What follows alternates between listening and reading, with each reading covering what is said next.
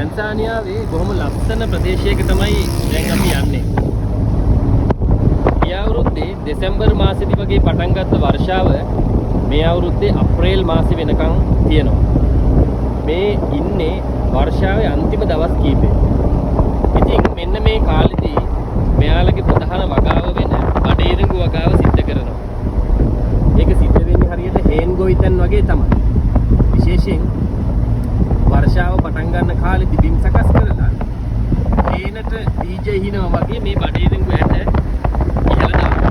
ඊට පස්සේ වර්ෂාව කාලය සම්පූර්ණයෙන් මාස 4කට ආසන්න කාලයක් තියෙනවා. මේ මාස 4 මේ බඩේරඟු පැලවිලා ගස් බවට පත් වෙලා කරල් හැදිලා තියෙනවා. හැබැයි මේ කරල් මෙයාලා අමුයෙන් නෙලා ගන්නේ නැහැ.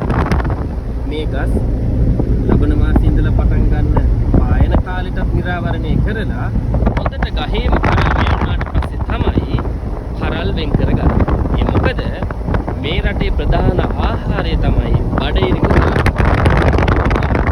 එහෙම වෙන් කරගන්න බඩේරිඟු කරල් වලින් බඩේරිඟු ඇට ටික පරිස්සමට අයින් කරගෙන අමරලා බඩේරිඟු පිටි බවට පත් කරගන්නවා.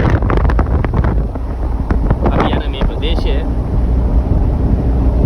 හරිම ලස්සන ප්‍රදේශයක්. ගස්වල වැවිලා ඒ විතරක් නෙවෙයි කඳු පල්ලම් අතරින් ඉස්සරහට ඇදෙනවා.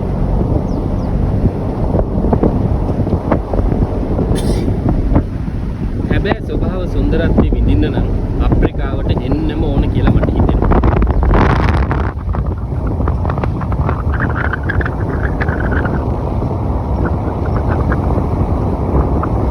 වර්ෂාව කාලෙට කුංචි පැලේ ඉඳලා ලොකු ගහ දක්වා හැමදේම සස්ත්‍රීක